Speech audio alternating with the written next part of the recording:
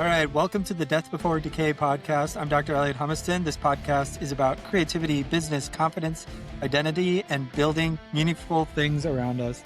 Sometimes that's dentistry, sometimes it's community, sometimes it's culture and creativity.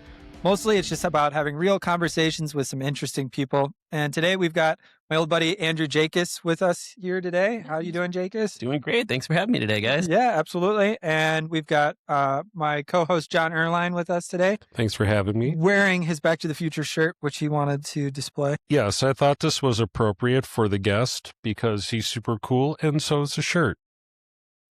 I take a lot of honor in that. Thank you. Thank you, John. Absolutely. All right, so Jakus and I actually met back at the old Sheboygan Memorial Mall. You worked at the coolest store in town, Revolution, and I worked at GameStop, which was the coolest store to a lot of the nerds in town. So, like, we were both really cool. And I think I'm a little older than you, but we both kind of grew up around that alternative culture, skating, snowboarding, music scene. Yeah, absolutely. And then since then you've taken over the shop from local legend Mike Miller. Absolutely. Yeah. Mike Miller. Hashtag Killer Miller. Thriller Miller, too. Oh, Yeah. gosh. Killer, all the things. Miller Maxing. We're not getting into maxing right now. Yeah, you've spent your years around building up the culture in the community since Rev closed, it seems like, or even during that time. So today I think this conversation is going to really be about that culture, the nostalgia, and, you know, giving that things that come with that. Like, one of the main themes of the podcast is the journey and confidence. And I really want to hit on like how skating gives people confidence, how it teaches people grit and like determination. And also like the fashion that you and I explored very thoroughly over the years through the skate scene, and how we felt confident in how we looked because of it. So, so how far back do we actually go at this point? Like, how did you get involved at Rev?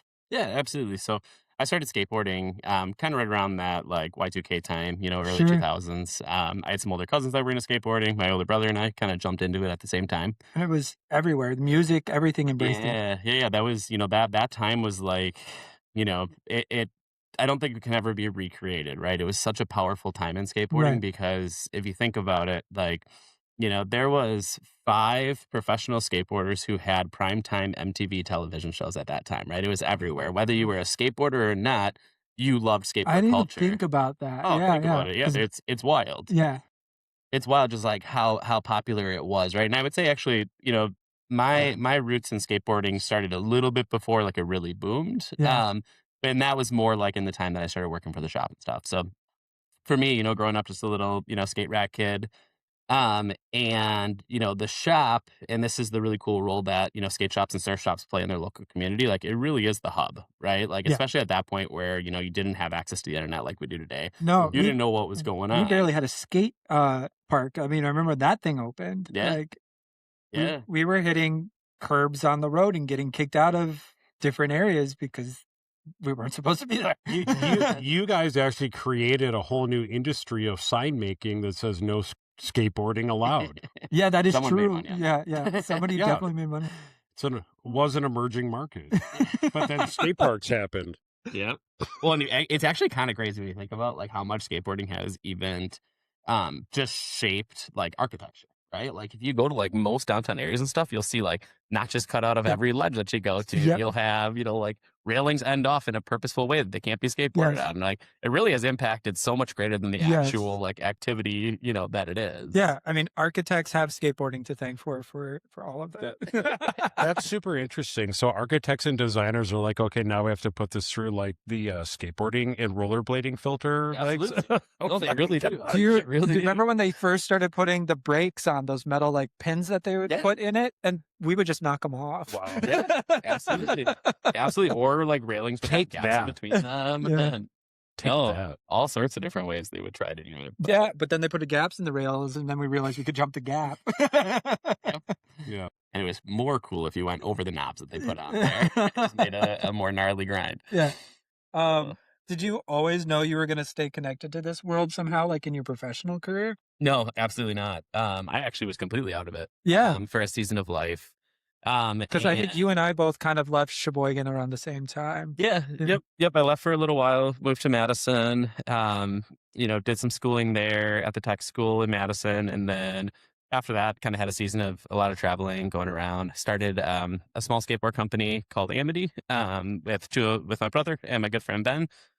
Did that, kind of grew it. Got a lot of cool opportunities to travel and film and get Is to that know still each other. going? No, No. nope. We collapsed that. Gosh, maybe like 2015, 2016 Okay. timeframe.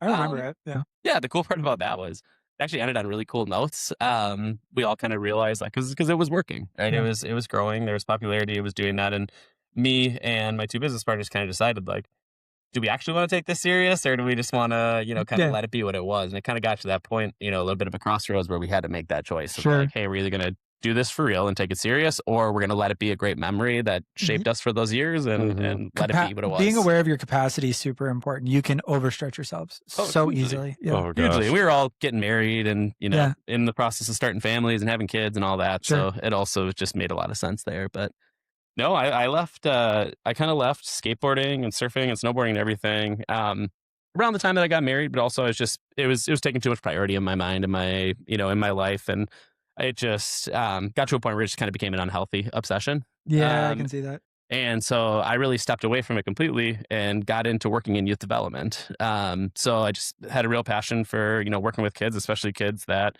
struggle in the areas I did, in those teenage years. And my first role was through Sheboygan County Health and Human Services. I worked as a therapeutic mentor with boys like getting out of juvenile detention, helping to be able to get them on the right path. Right on. Is that when you helped get the skate park rebuilt too? Is that around that same time? So that would have been, I think it was 2016. So yeah, it was in that same, kind of time frame. Yeah. That was, even when the skate park, like we were getting it built and because that was a pretty long process. Yeah, I bet. Years of back and forth and stuff. And huge shout out to Joe Curlin for that one. Joe Curlin, he just retired. Congratulations, Joe. He was our park superintendent, and he almost single-handedly is the reason we have that new skate park. It's a really nice park. It is. And he advocated strong for the skate community. When he came into the job, he realized that we had to tear down the old skate park because of the liability that it was. Oh my gosh. They're actually there was talk that whoever insures the city parks department basically gave a deadline of hey, if that's not removed by this date, the park's It was rickety. It was metal. You burned yourself all the time on it. Yeah, but also it formed us as humans. Yes, Elliot. absolutely. You learned to land your tricks, or you were going to the hospital. It's the same reason Midwest skiers and snowboarders usually don't fall as often, because it hurts like hell. Yeah. Yeah, I'm a much, much better snowboarder than I am a skateboarder.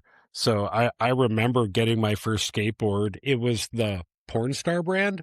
Remember? You're talking about hookups. You're saying skateboard? Yeah, by the hookups. Yeah, it was on the bottom. Yep, that was the thing. Yep. And I got everything from Rev. And I got everything. My friend put it together. We go out on the street and everything, and I start doing this thing. All of a sudden, whoop, right on my ass. And guess where that skateboard left? Hopefully you still have it then. I don't. We're gonna have to get John a skateboard. Right, So yeah, that will be funny. But yes, much better snowboarder. I want to hit hard on this era that molded us, because you and I were in middle school, elementary school, kind of high school, when the era was really at its peak. We also got to see it fizzle out in a way when the fall of the mall shopping experience happened. Yeah. We worked at the Memorial Mall in Sheboygan. And I think back on that time a lot, and it really created an alternative culture. People went there to hang out. They went to Rev to hang out and talk to the people at the store and maybe buy a belt. It wasn't about finding the perfect item. It was about the experience going there. Would you agree? Oh, completely. Yeah. I mean, and that's the cool part, like kind of where my journey started with it is that was me, right? I was the person going in there, Yeah. and Mike will tell you, and he loves to tell the story of how I was just the most annoying kid that he's ever met. And that was why he knew he had to hire me, because I was able to talk to people. Yeah. Right. And he's like, you annoyed the daylights out of me. Oh my I knew God. you'd know how to sell it, know how to talk to people. That's awesome. And he, to this day, Mike's one of my best friends. We own houses across the street. Oh, really? We drink coffee most mornings together. That's like awesome. he's has been instrumental in my life. So I've met Mike a ton of times. First time I met him was my buddy's brother Neil Graham was a sponsored Rev skater, which was like the coolest thing that could happen in Sheboygan to get discounts on your skate deck. Yeah. And I was with Neil and we went in and bought a deck. And that's when I met Mike, and he scared me because he's stern looking. Why? I do not think he's stern looking. Well, so the like the kind Mike, the later years, very gentle, loving, kind Mike. The earlier Mike was more. Well, he was more rigid. Okay, in a loving way. I guess I didn't. He work wasn't for him. mean, but he was like the guy who owned all the skateboards. Right. Yeah. And I didn't skateboard. I was so bad at it that I just stuck with inline skates. It's the only thing I could do. But I hung out with skateboarders, and I remember you pointing out this one day, like, you and I went to Sunburst just to hit the park, and we were with guys I hadn't met before, and they all assumed I was a snowboarder because I was dressed like a snowboarder. Because skiers were like the uptight guys, and I was hanging out with snowboarders the entire time. That alternative culture is like such an iconic moment in life, because you look at like nowadays, everything's documented online. All of our documentation is on the digital camera that's sitting in a junk drawer somewhere. Mm-hmm. Or on old high 8 camcorders. Like that's where it is. It does not exist in the digital world really, other than like watching old episodes of Viva La Bam and remembering like what you were like. Do you like feel that like when I'm saying? Hugely. I actually feel bad for kids skateboarding nowadays because they don't get that same like nostalgia, like excitement around something, right? And part of it is the oversaturation of content, right? Sure. So it's like once upon a time, like you waited for either the Thrasher magazine to come out, the Transworld magazine, or for the 411 video magazine to come out to see who was progressing in skateboarding, or for a company to put out their like video every 2 to 5 years, right? Yes. To see like what barriers have been taken, like what areas are progressing. For the X Games to happen and have the opportunity to watch it on TV live, because you weren't going to get a replay of it. Yeah. Whereas nowadays, I mean, with Instagram and other social media platforms, it's like immediately kids are seeing what every person in the world is doing and how they're progressing so quickly, and almost immediately. Yeah. Well, that's because they never look up from their phones. But yes, but like the rate at how quickly we can share information too, right? Yeah. Like over the last 20 years has just, like it's wild. And that resurgence or that surge, right, of that culture back then that you guys are talking about, the skateboarding and whatever, right? Like, think about all the influence too that happened there too that really helped, because that community in the 80s was kind of frowned upon, right? But then it was like, no, this is culture. This is... I mean, the pro skater game changed everything. Absolutely. I mean, dare I say his name? Tony Hawk. Tony Hawk. There we go. Yeah. But beyond, actually, so I would push it back even a little bit further. That actually the first professional skateboarder to like really hit mainstream media and like superstardom was actually, his name was Christian Hosoi. And Christian Hosoi...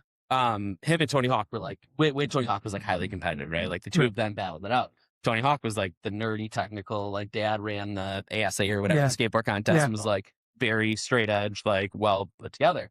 Christian Hosoi was a rock star. Yeah. Right. So he was out, like by 14 years old in VIP rooms at, clubs across Hollywood and like on covers of magazines and stuff, because he was that like bad boy skater that crossed over into pop culture. I think that shows the diversity in that culture that we grew up with too. Like you could be the suburban, like middle class kid, like I was. I don't know if you describe your upbringing that way, but like, and you could still like feel confident and cool in your, your Nomus snowboard pants, or in your, your baggy jeans and your like the DC shoes were way too big. Like I think we all need to just. But guys like me with like wide feet, like was very appreciative.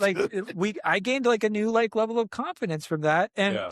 but it wasn't just for me; it was for anyone. Like, yeah. Well, there was more relatable ground though too, right? Like you guys probably like the same music, right? And then like you also maybe you were a better skateboarder and you like skateboarding. Jakus and I don't always like the same music, actually. No, but like there was music that played a huge role. But like I remember like he like came up, he's like, dude, you got to check out this song. It goes so good on a skateboard video.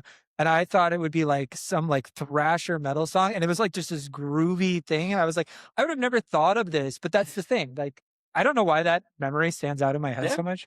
Like we were sitting with some friends on a couch, and you're like, this would be a great song for a skate video. I'm like, really? And then like I like heard it more, and I could feel it. You always like though, like heavier metal. I loved Yeah, it. that's your jam. See, and I just wasn't as much of a fan. That was my thing. But we had mutual friends were all into it too, you know?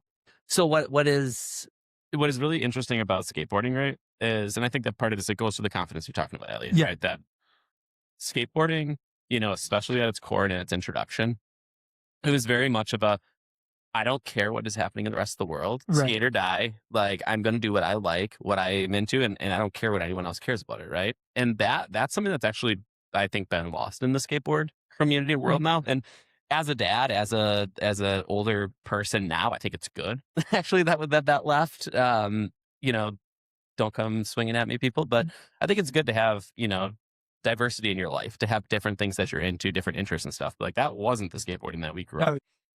A lot of good stuff there, guys. But like, what made that scene so special back then than how it is today? I don't know about what it is today. Maybe you can speak on that a little bit, but I think it taught us grit in a completely different way, because you sat there doing the same trick over and over and over and over, trying to land it once. And effort. With just determination and be willing to fail over and over. Is it still that way today, or are kids trying to move on to new tricks constantly? Well, no, I mean, it is exactly that, right? It draws a certain type of individual that is okay with the battle being 99% failure for 1% success, right? Like it's true. Like when you're trying to progress in skateboarding and stuff, skateboarding, inline skates, BMX, whatever it is, any action sports, right? The big thing is it's going to weed out people really quickly, right? Because if you're someone who wants to be a superstar or wants to be looked at really positively or be really good, you're not going to, right? Like skateboarding is not fun for anybody in the beginning because you suck and it's embarrassing. I think that's why I didn't get into it. Like I was more confident on a different platform. I believe I already shared my story. Short-lived. You know, and that's the thing is like, it is a certain individual, because that doesn't change, right? Like as you're, 26 years into skateboarding, right? Like now I'm trying to relearn things I learned when I was 15, right? I'm trying to get stuff back, but it's not about, I mean, as cliche as it sounds, right? It's not about the destination, it's the journey, right? It's the process to get to like the thing you're trying to accomplish, right? And when you take some of those same principles and you put them into other aspects of life, like your career, like your family, like relationships or anything else, and it's like, hey, I need to work really hard, and like it's not going to come right away, but every day I'm going to, get a little bit closer. I'm going to figure out how to, critique my body to be able to flip an inanimate object to land this way, or, add another stair to how far I'm going to jump down, right? Like it's that continuous growth and not expecting like, hey, I'm going to be at the finish line right away, right? Because that's not the case. Yeah. There's never an end line with it. You're never going to be a perfect skateboarder. You're never going to, do that. And I think what made our time so special is we didn't have the inundation of all of the media out there. Like I got a pair of inline skates, and I was like, how do I lock these in on a rail to grind it? And I sat there for days trying to figure it out over and over and over, never could get it done. Then I found a magazine where it showed the foot placement. I was like, okay, I have to do that. That's how you figured things out. And you had to be creative in a pretty specific, like you had to be creative in your own way because you had to figure it out on your own. Now, and that is special for sure. The music scene, like everything revolves around it in so many ways. Nowadays you can see a lot more. I would say skateboarding is more creative than ever. I see some of the tricks going on and it's insane. Like I wouldn't even have thought to do that with a skateboard, or inline skaters who are like doing these like inverted flips over different jumps. And like, we wouldn't have thought of doing that. No. Well, and I think it's at such a point now too, where like there's only so many ways that a board can flip, your body can rotate, you can do stuff. Yeah. So the only way to progress now is like bigger and bigger Yeah. and faster. Yeah. And theatrics. I saw some dude like kick his board up, flip it over his arm, and land it on underneath him, and I was like, "What?" Yeah. Well, and that's kind of that like goofy, playful stuff. But like also like Chris Jocelyn just tray flipped El Toro, which is like unheard of. Like the fact of like once upon a time, like outing El Toro was like the gnarliest thing, like unthinkable, you know, and now like guys tray flipping it, like, you know, trying this trick for years. I think 5 years, multiple injuries. Tony recovery Hawk's and stuff to get to it. 720 was the same thing. We watched- 900, yeah. yeah, But, or the 900. do We you know watched, that Mitchie Brusco's doing like 1440s now? yeah, Isn't that it's crazy? Stupid. We watched Tony Hawk on that half pipe for 2 hours, hoping he would land. Yeah. But you know what? Like getting back to like what draws people into those action sports realms, right? Is I think a lot of times it's the person who is drawn to those is the person that doesn't fit into the mold of most other activities. Yeah. Right. It's someone who like maybe didn't find identity in you know, different team sports. They didn't, you know, fit into different clubs and things. And they found, you know, a counterculture that we're not reliant on other people, right? Like, because that's the really interesting It thing. is, but it isn't, Yeah. because you have a group of friends who are encouraging you and have your back, but you are not relying on them to land the trick. Yeah, exactly. Well, and in that, it's a beautiful thing too, where like, if you and I are trying the same trick and you land it, right? It doesn't take anything away from me, right? There's not winners and losers. It's only progressing. I mean, there's some common courtesy of like, hey, if I'm trying something, don't do the same thing as me next to me, right? Yeah. Like maybe I'll tray flip it, you kick flip it, right? Yeah. And we'll both, you know, skate the same thing. But like, it's an interesting concept that I'm like, using all the jargon here. Yeah. you don't, doesn't have to be winners and losers, right? Like the whole, you know, all the ships can rise with the tide, right? Yeah. And that's a cool thing about a scene. And maybe getting back to what you were talking about, like what was special, there was a longevity in a core of people that found that community, you know, especially around the Mora Mall, around the skate park, around, you know, those things where, you know, we were all, you know, growing, progressing in our own channels, but amongst one another at the same time, right? Like, I think that's a beautiful thing. Yeah. And then like, you know, when you find your tribe, kind of like what you said, and, you know, you elevate your skills where like you've worked hard, you know, you fail, you keep getting back up. And then, you know, you walk a little taller, you got more confidence, right? And like with all of your youth leadership and development, you know, now kind of bringing it to today, how does that make you feel when you see that younger generation get more confidence because you see them putting in the work? And like, how do you continue to promote that within that community?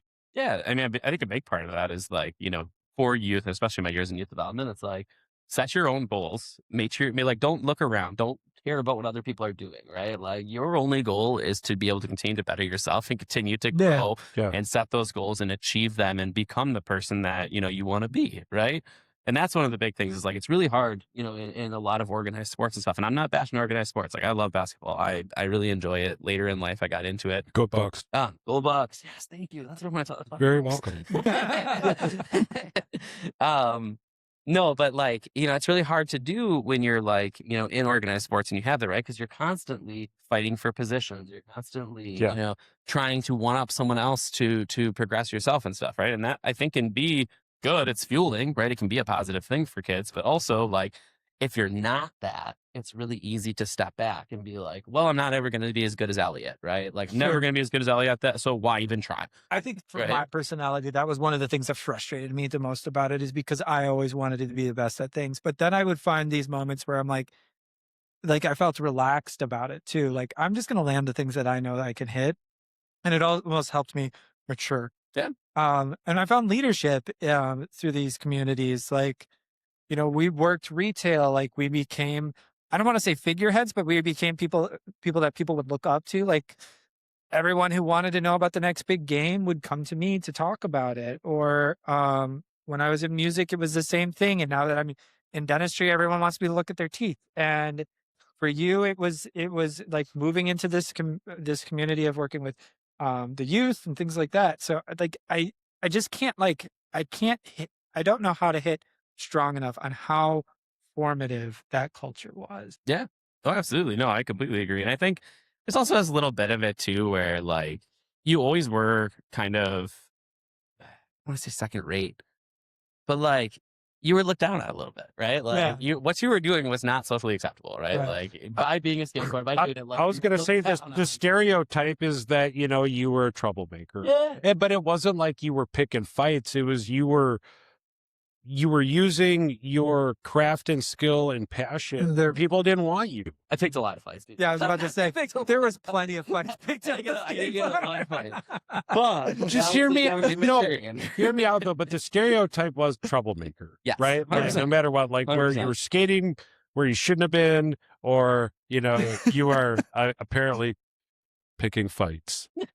But and I think you're right in the fact that, like, yes, we didn't fit into the necessarily the social norms of like what your parents wanted you to be growing up, right? Right. But at the same time, what we learned, in those formative years was a lot of loyalty, right? A lot of determination and grit, and also I think honestly to look out for one another, to care for one another. I think that's why we got ourselves into trouble. Was because like we didn't tolerate other people coming into the thing that we cared about a lot, right? Our home, whether, the skate park, which was like our home as kids, and if someone came in there and disrespected someone that was, utilizing it, we didn't, that was hard for us. Yeah. They disrespected all of you.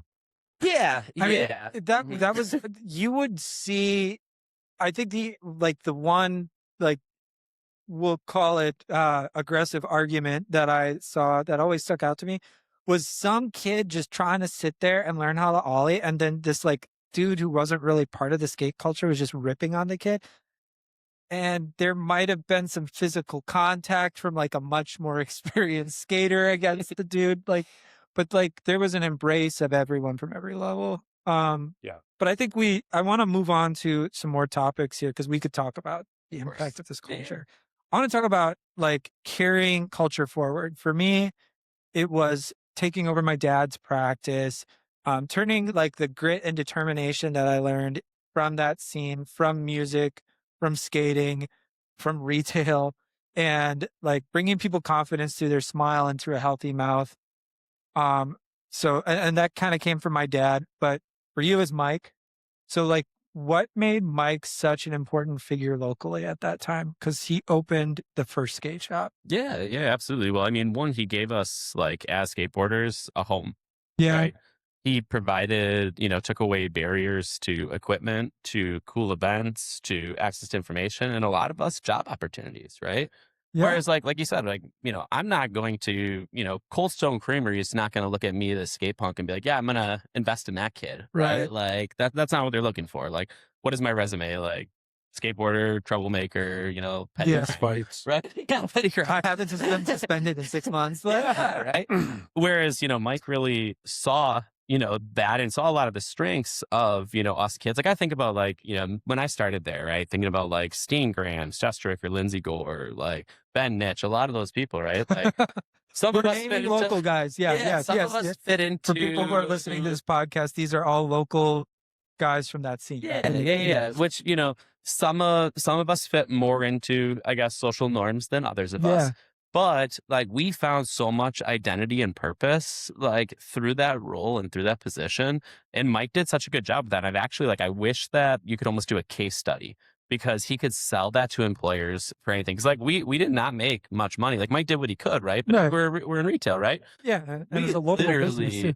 We literally would do anything for that place to be successful. Like I remember Steen and I at a North-South football game went around and handed out shoe coupons to like people in the stands. Like nowadays, I'm like, that seems really cringy. But we cared that much about like the shop succeeding because it gave us purpose and value, right? Like we loved it. And therefore we were willing to do everything to make it succeed. And the shop was actually set up in a way that felt kind of homey. It wasn't overcrowded with product and merchandise. It had like this edgy feel to it. There are places to sit and talk with your friends. Like there was thought put into that. And like hearing this from you, like I'm thinking about that. Like, oh yeah, I would just go and sit in there and, try on clothes and hang out with people, try on shoes. Like I still have a few pairs of shoes I bought at Rev.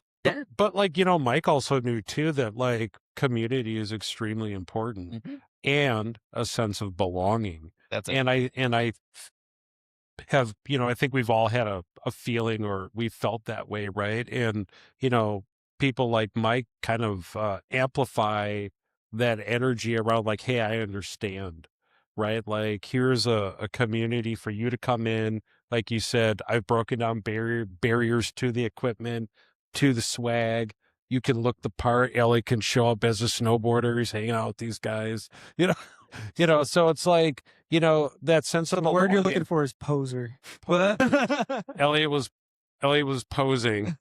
No, but sense of belonging, Yeah. right? Yeah. But and Mike would tell you this. I hope I'm not, stepping on his toes trying this, but like Mike could actually probably really relate to that, right? Because Mike wasn't a skateboarder himself. He was in the freestyle BMX world. That's That right, was I where did like know his that. upbringing and stuff Yeah. was.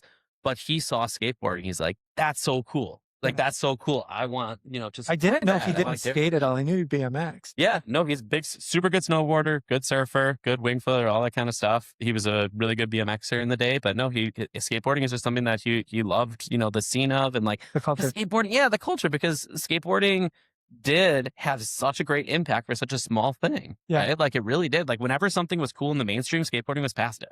Right? Like skateboarding set so many fashion trends, music trends, so many pop culture trends. It was, And then we're like, you guys can have it. We're on to the next thing. Yeah.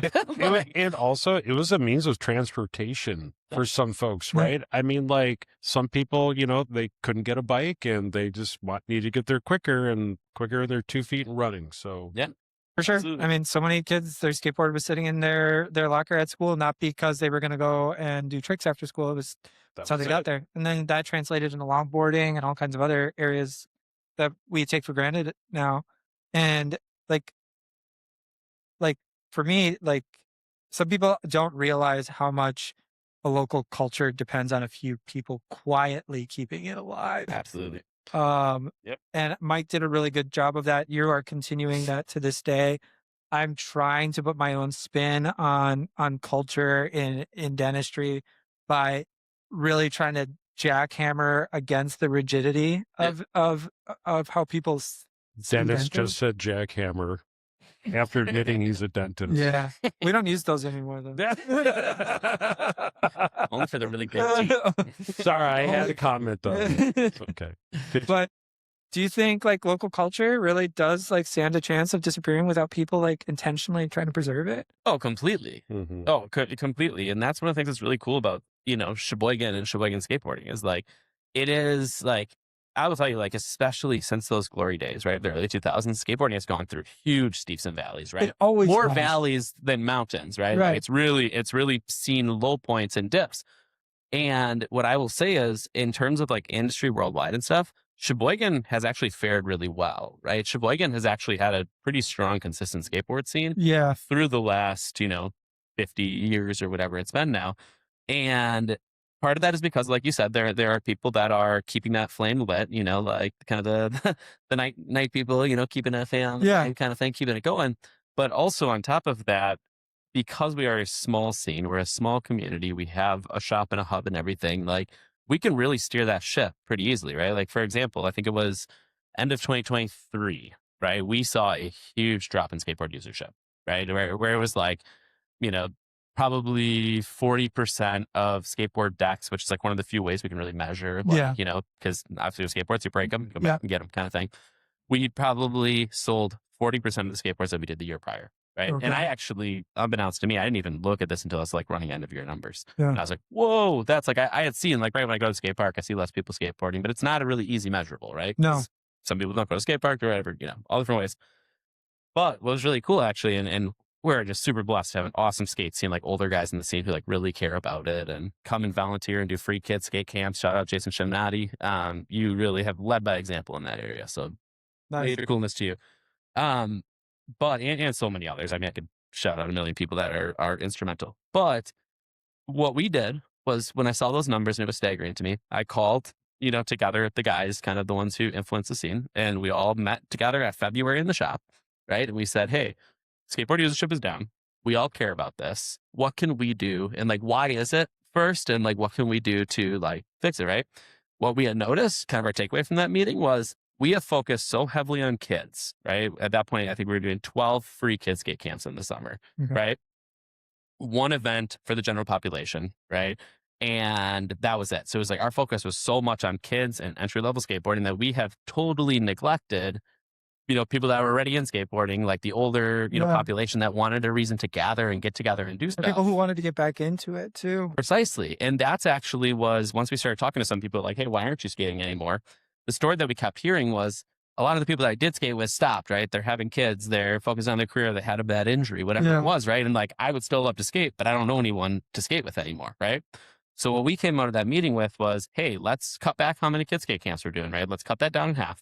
And let's instead replace that other half with what we called Hot Dogs and Hammers, which was a free event on Friday nights where basically the shop bought a bunch of food. We grilled out at the park. We had music and we hung out. And it was an easy way for us to, whenever I would hear that person that would come in and say like, hey, like, I don't have anyone to skate with. It's like, show up here and I guarantee you'll have people to skate with. You'll meet new friends. That's awesome. We throw some little things. And like, Elliot, I kid you not, we took what was 40% down. I think we jumped 25% above like the year prior. So like, it's those little tiny things that we can do to steer the ship of this scene in our community. And it's so cool how receptive the scene is too. Yeah. For me, I got out of it. I'd love to do it more. I still inline skate, but I only go like cross country now because I have to protect my hands. Absolutely. It's a completely different like lifestyle but I still want to be involved. So like an event like that sounds awesome. Just so somebody who, like responsibly is, if my hands go down, the employment of 18 people comes into question. But I still want to be involved in the scene. And it sounds like that's an event that I would really enjoy. Absolutely. Well, it's super fun. And it kind of switches up each time, right? Like sometimes like what we're looking at getting into this year is like, having some music, having bands come and play. Like there are so many, like I think about back in the day, like when we were teens, right? Yeah. How many metal shows there were? It was like, you could find one at the, the quarry. You would just show up at the quarry or Kiwanis. At Kiwanis, or someone's basement or, wherever it was. And there was so much, like right now, the metal scene is actually like rising up again. Multiple of my employees are in bands and stuff, but there's nowhere to do shows. And they don't have that, like that person who's like, yes, I'm willing to put the liability of renting a park for you to do like, that kind of thing. We didn't think about the liability ever. The fact that you just brought that up, I was like, I put on a lot of those shows and I never thought about that one. Somebody falling in the bowl there. No. Yeah. People got injured. So my son's band, they did a show there. They're like, hey, we're going to come here. They had a generator. And in the bowl? Yeah, in the bowl. It wasn't there. It was awesome. And that's when I remember talking to Dr. Elliot, and I was just like, dude, you could like sponsor a whole event. Yeah. And like we could promote skateboarding, you could promote local music, and like it'd be great. And like you're talking about being a good neighbor in the community, right? And we're always thinking about how can you be a good neighbor, right? And, absolutely. Yeah, it's definitely something you and I have talked about doing a few times. I think when you're passionate about things, it makes everything more fun. And you seem to be not just passionate about skating, but the impact that skating has on everyone. And you've turned your passion towards a business. Like, did you feel like pressure taking over the shop? Like when that opportunity came around? Oh yeah. When Mike first approached me with it, I was very close to it. I was like, absolutely not. Really? Yeah. Why? Like, that sounds horrible. It wasn't a skate shop. It wasn't a skate shop anymore. Well, that didn't matter. I was surfing more than I was skating at that point anyways. No, it was simply, I had kind of closed that door of my life, like those action sports and stuff. It was really my wife, Hannah, who was the speaking voice. It's like, hey, why are you being so close-minded about this? Thank you, Hannah. And what was really, really cool though about that season, right, was because I did not see it, right? Like I was like, no, like why would I do that? Like, I'm past that. I loved what I did. I was working for Boys and Girls Clubs. I was the director of teen services. Couldn't have spoken highly enough about it. Like I really loved my role there. I thought I would maybe retire from that organization, right? And I got to see him in action, and he was amazing. Still are amazing. Thank you. Yeah, I mean the team there, like it checked my boxes. It fulfilled my joy. Like I really loved it. But the things, Miller was once again outstanding human. He basically gave Hannah and I, complete open transparency to everything. He said, take as long as you need. Give us full access to the books, keys to the shop, anything to help make our decision. And he was not pushy. He was like, hey, if this is not what's best for you and your family, don't do it. Yeah. He said, but I think it could be a really cool opportunity for you. And the thing that, some of the points that really pushed us over the edge of making that step was, one, being able to be more malleable, right? Like, I love the idea of like, because nowadays I hardly care at all about the activity of skateboarding, like, and surfing I like a little more, but like for the most part, I love the people. Right? Yeah. I love the community. I love the aspect of like doing life together and having that, right? And being able to prioritize what matters. Right. Sure. And that's where like going from a role, all of my different human services roles, it didn't have that flexibility, right? If you weren't there, like you said, right, you're employing 18 people. If you're not there, there's a lot of shoulders that you're, Yeah. a lot of mouths you're feeding, a lot of shoulders you're, Yeah. holding up. And so for me, it was like, man, I want to, follow where the need is and be able to help to meet that need, right? And in a role where that's what you do every day, it was hard to have the flexibility to be like, hey, like, actually, no, this person really needs me right now. I want to come and be there for them. But at the same time, I need to be in this position because I got 28 kids coming and showing up, right? Yeah. So the idea of owning a retail store and doing something that doesn't really matter, right? Like it doesn't matter, right? Ultimately, it doesn't, was such a freeing thing to be like, if somebody needs me, right? If my friend is down on their luck or the homeless gentleman outside, needs me or whatever it is, I can lock up the door and be like, I'll be back in 15 minutes. I'm going to take care of this, right? Because who cares? If someone's mad because they couldn't come in and buy a hat, I'm sorry. I'm going to do what is best for my neighbor and love on people. That's awesome. Over it.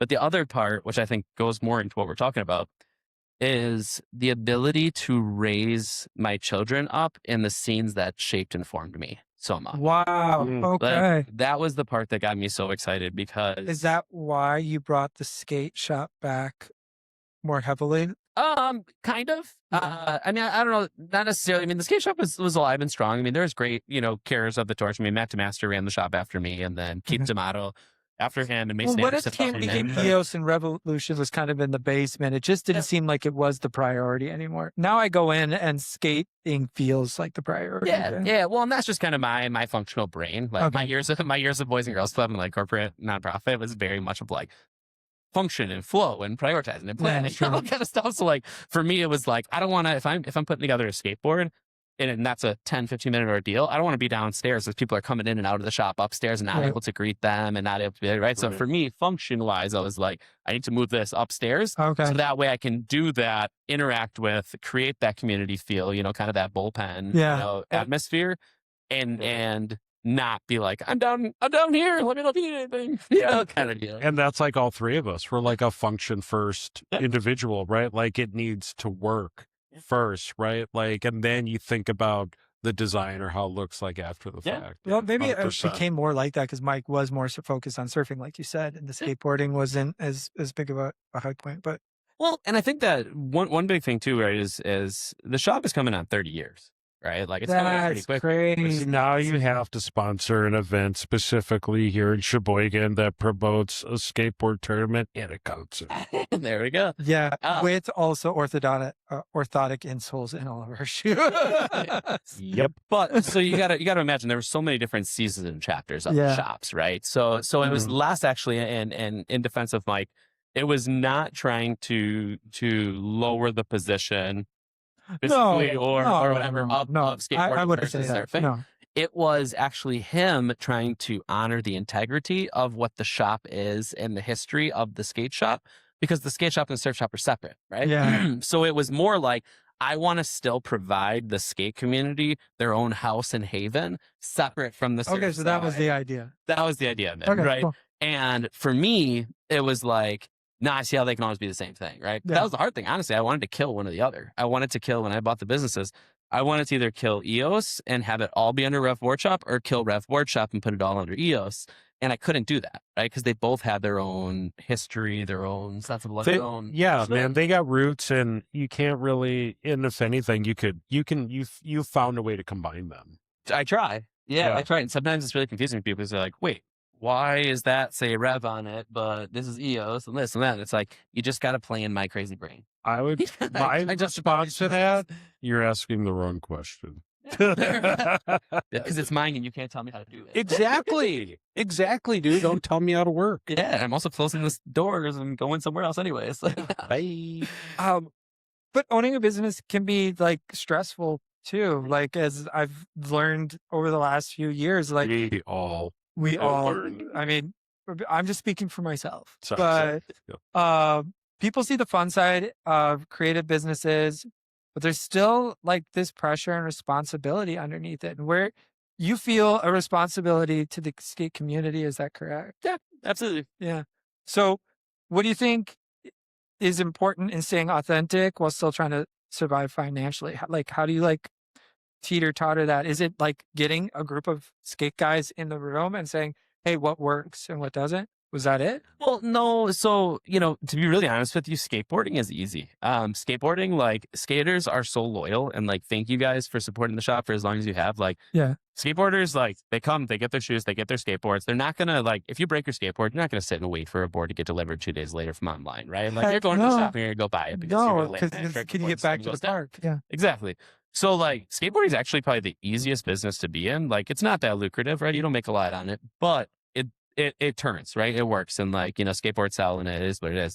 Other aspects of the business are a lot more challenging, right? Like, larger ticket items like stand paddleboards, surfboards, operating, rental locations and, staffing multiple different things, insurance, all of our favorite thing, right? I'm sure you deal with that like crazy, but like I went through this whole season. We were opening up D-Land last year where I had already invested quite a bit and then basically was told like, we're not insurable. Because we were going to be on Lake Michigan. And I did not sleep for a while because I had multiple insurance companies like calling around, like, what can we do here? Like, how can we make this insurable? And it was like, there's no way you're going to make enough in 4 years to pay for the premium for one. Like, it got nuts. It got nuts. And then, basically one insurance agent came through and was like basically willing to look at the fact that we had 30 years without an incident, like or almost 30 years, like, and really it's so far away from the shoreline. Like that's crazy. Yeah, but sorry. The D-Land Park one because we're renting surfboards, stand-up paddleboard stuff to be used on Lake. Gotcha. Okay. And that's the issue. But I guess to get back to your question though too, like there is a weight that I carry, and I think might carry many other people because like both scenes, right? The longevity of the skate scene and stuff, as well as like the surf scene, man. Like Sheboygan surfing goes back to the late 50s, right? And I thought Mike was like kind of the founder of it. It's been going on that long. Oh yeah, no, long beyond. There are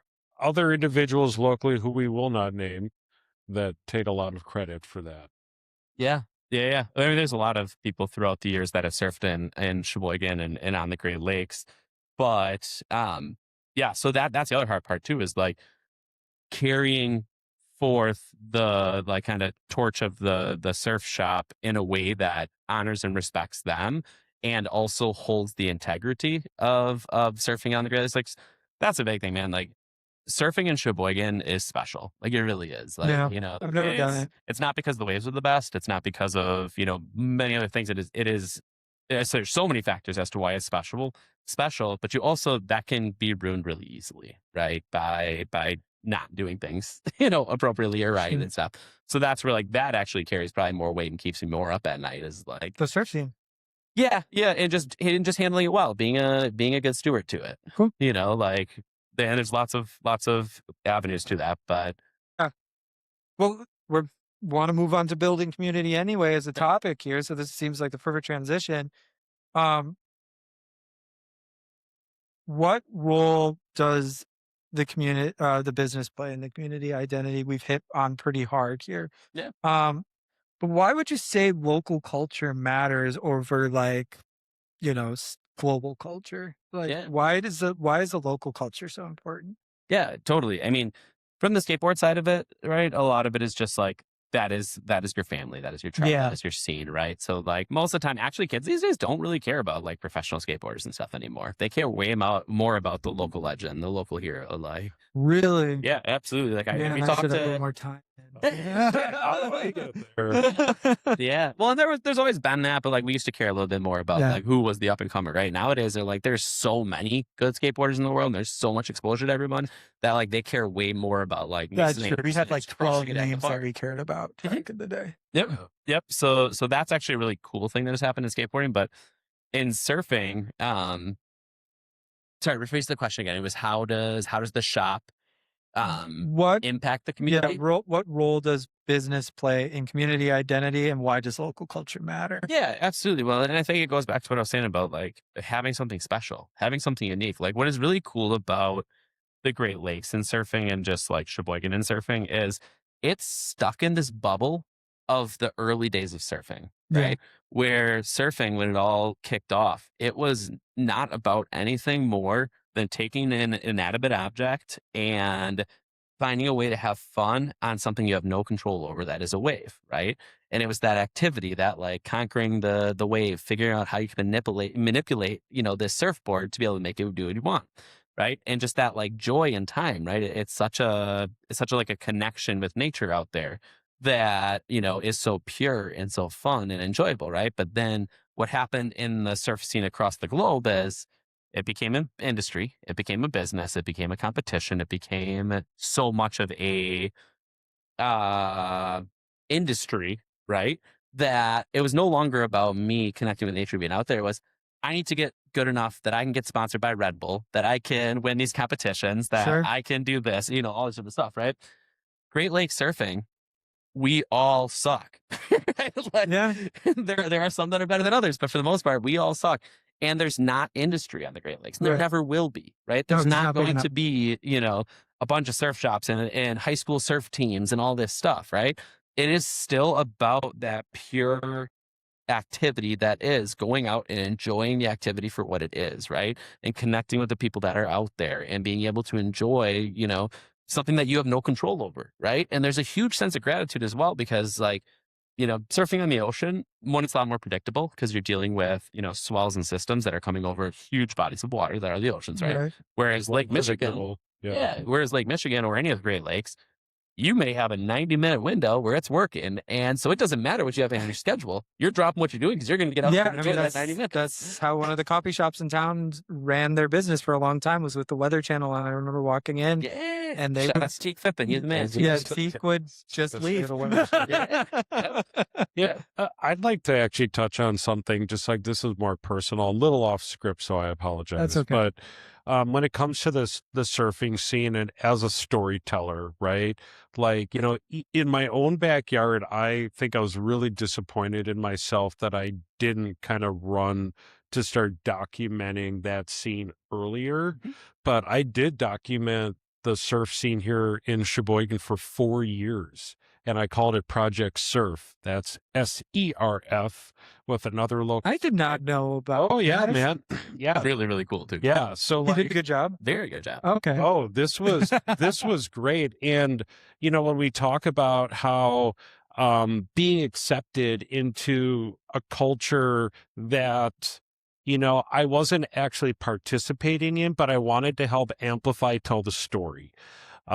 And I wanted to do it through a bunch of different lenses because I was passionate about my craft. And I also found a way that, hey, these are salt of the earth people, right? Like these are genuine, great people that like I just found myself really connecting with. Obviously, Mike Miller was one of them.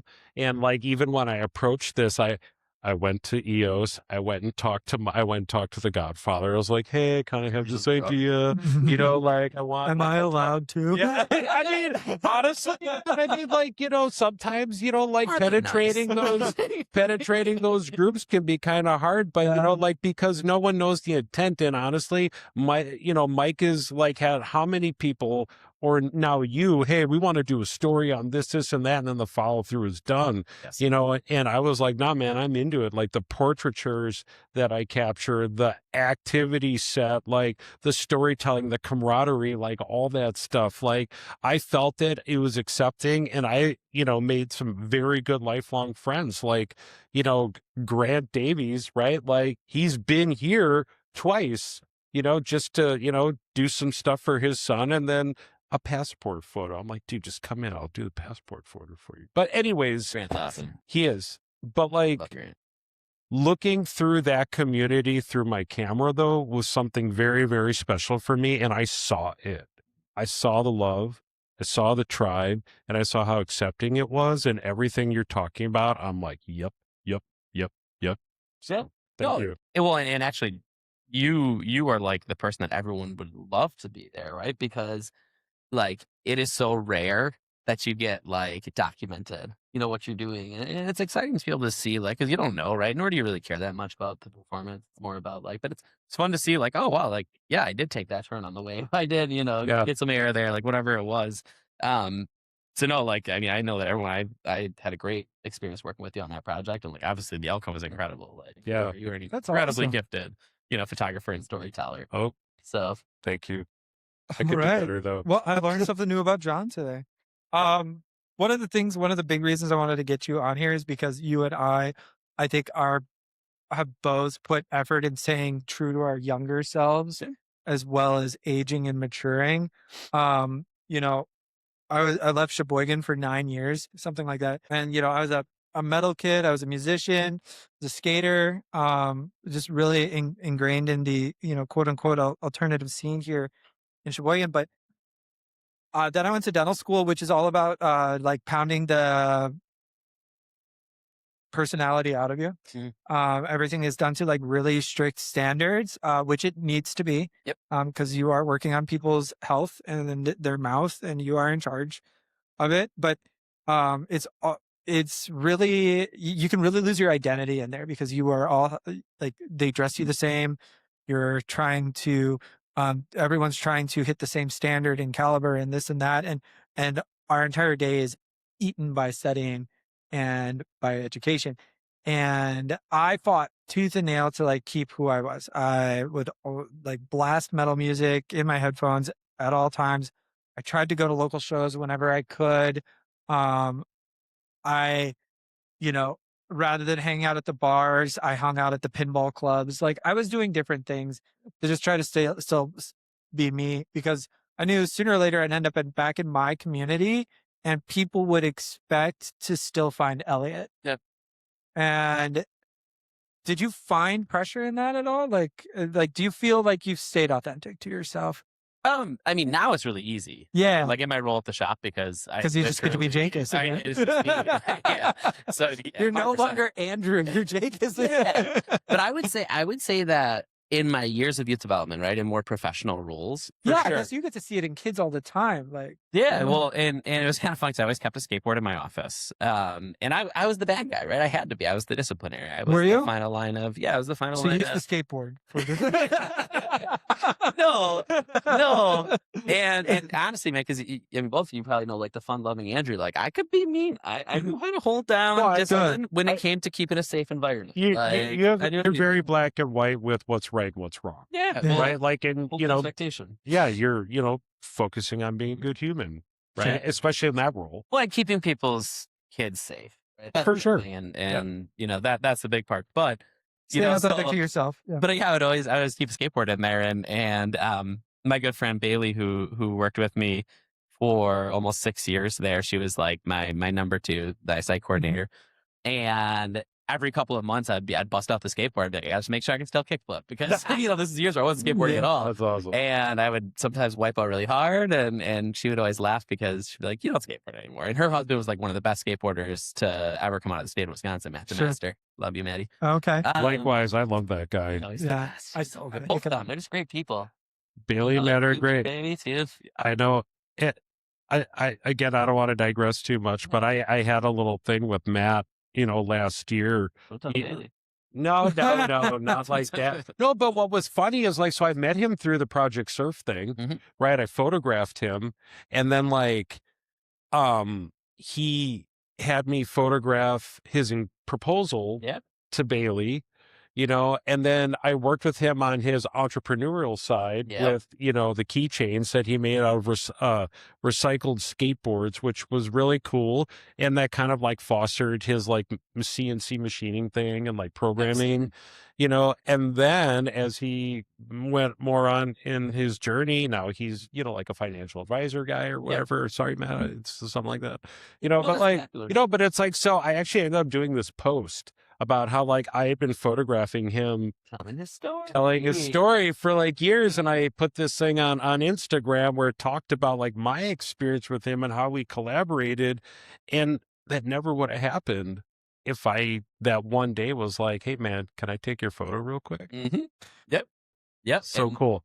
Yeah, I do. I think, going back to what we were talking about, Elliot, like there is something about someone who is raised in these countercultural scenes that gives them a level of grit and tenacity and kind of like, integrity to like, it's, really build their life to what they want it to be. It's not about staying young forever, though. I sell that too in Botox.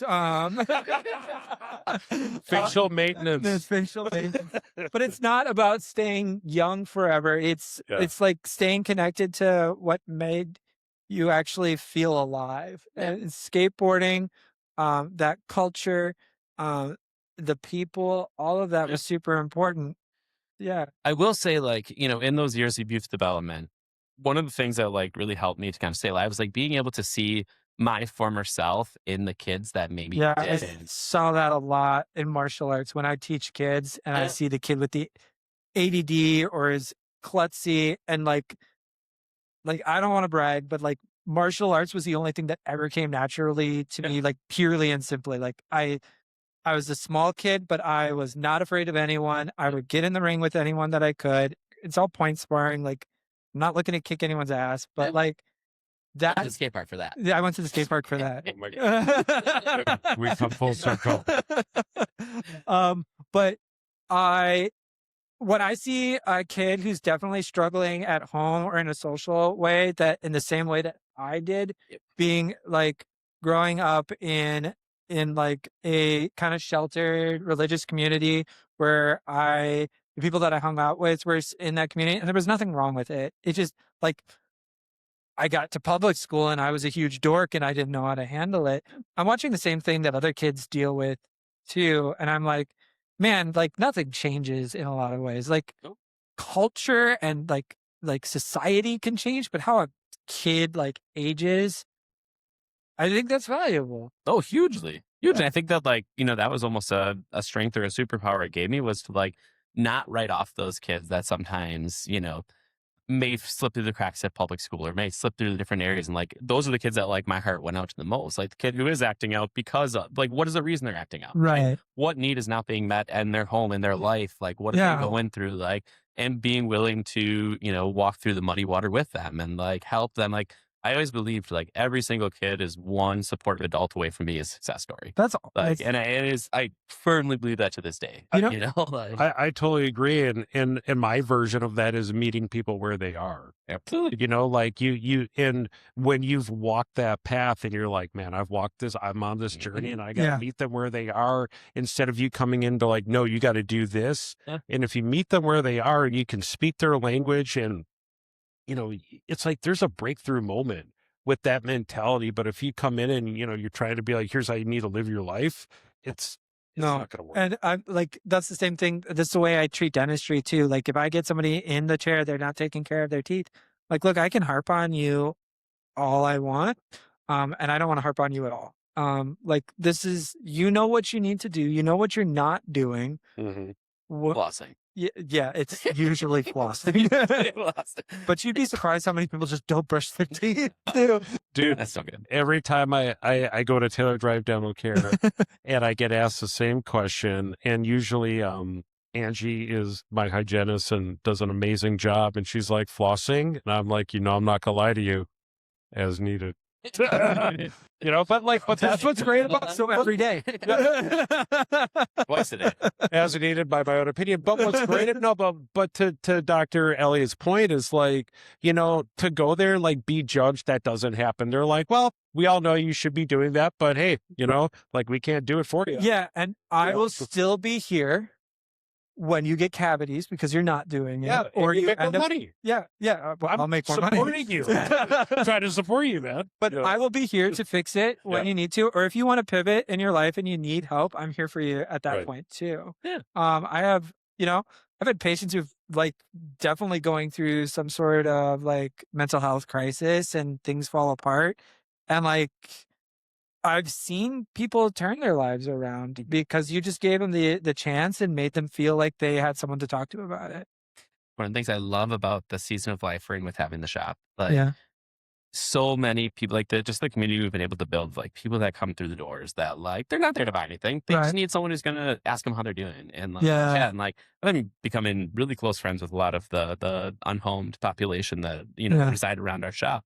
And like, they're teaching me so much. Like I am learning so much, and like it's that really humbling. The population's up bigger, unfortunately, than it was when we were kids. Oh, definitely. Yeah. Yeah, like has that like that's something I hadn't thought about. Has that impacted business? But it's obviously impacted how you're seeing life. Yeah, I would say that there are certain businesses and individuals who would say that it has a negative, impact on the business of the downtown I'm sure area. it's. I mean, in no way is it an ideal situation. No, Yeah. for they don't see it as an ideal situation. Yeah, Obviously, yeah, right? absolutely. But, that's what I'm saying. For someone in my mindset where it's like I'm looking beyond like our business, but it's instead as our community as a whole. Yeah. Like these are members of our community. These are people that are down on their luck. Like, man, I had years where I lived in Madison where I was, on food stamps. I was living in Section 8 housing. I was, didn't have $1 to my name. Like I drove back to Sheboygan with nothing but my truck, my skateboard, and like 3 pairs of clothes or something. I lost everything. Yeah. Right. And like that. So like I can empathize with Sure. that situation. Right. Like I haven't slept under a bridge, but I've been there. Like, right. I can empathize with you, man. I was in that same situation when, I was working manufacturing and I learned I had a skill that nobody wanted. Polishing faucets wasn't something that I could market. So going back and getting retrained and, really embracing like that, you need a skill that you could take with you wherever you need to go. Yeah. Like that's important, but having those programs there to help you get through that, Yep. it's just the goal is to not stay on them. Yeah. Like got to push yourself. Totally. Absolutely. But like, I think about like your situation, Elliot, right? Where like you are a dentist, you are in dentistry. Yeah. You could, the experience of someone walking through your door can be completely different, right? Like you taking that extra step of 1, making them feel comfortable, 2, creating an environment where like they feel welcome, safe, and comfortable. Like that is everything, right? Like, and I think each one of us who hold roles in the community that hold establishments, like if we're all putting our best foot forward to make every person feel welcomed and involved, like, for sure, we're going to create the community that we want. Yeah. Right? And people come to me and they're going to feel vulnerable. It is working in your mouth is a very vulnerable feeling. I've had dental work done. Like I can empathize.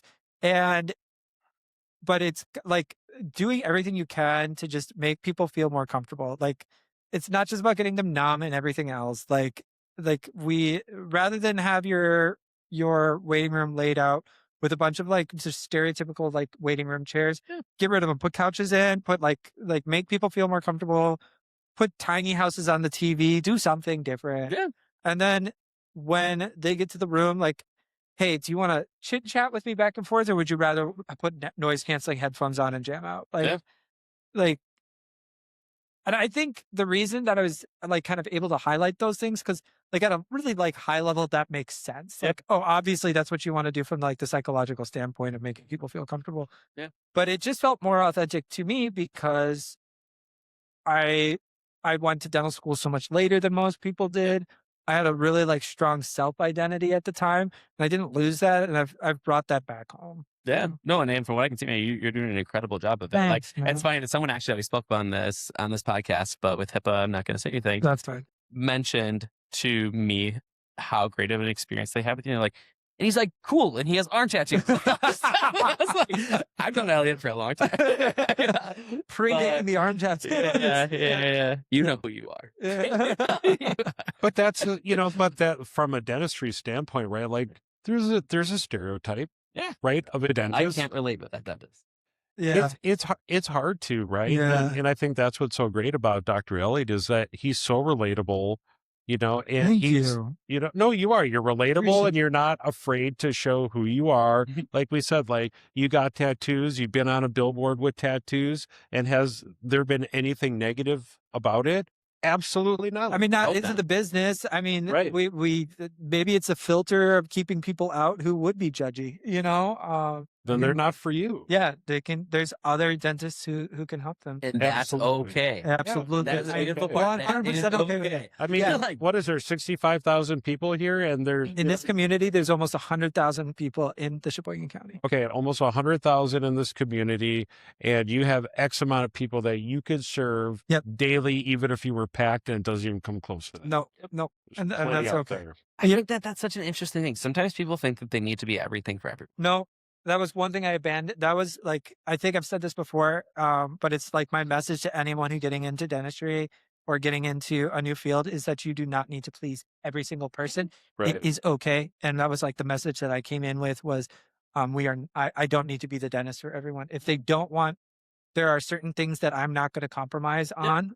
And if they don't like it, there's somewhere else they can go. Yeah. Like if you come in and you're demanding what the treatment should look like and it doesn't fit your physiological condition, Yep.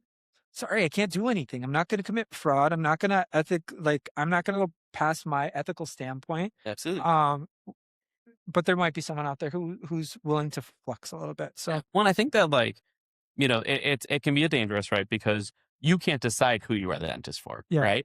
But you can be so transparent of who you are, where you stand, your Yeah. ethics, your guidelines and stuff, that it's naturally going to weed out those who don't fall in that, right? Yeah. And like that is okay. And it's okay. Like that is okay. And watching my staff like flow into that too, and working with people that I love to work with, like they're not like no one's identical to me. No one lives their life identical to how I do, but we all get along and we all respect that individuality. Hugely. So That's really good, man. all right, I want to wrap it up. I think that what we really hit on really good, like is wrapped up really nicely in this line that there's just something really powerful about building your life somewhere where people actually know who you are. It's like Huge. really fun. And I love it.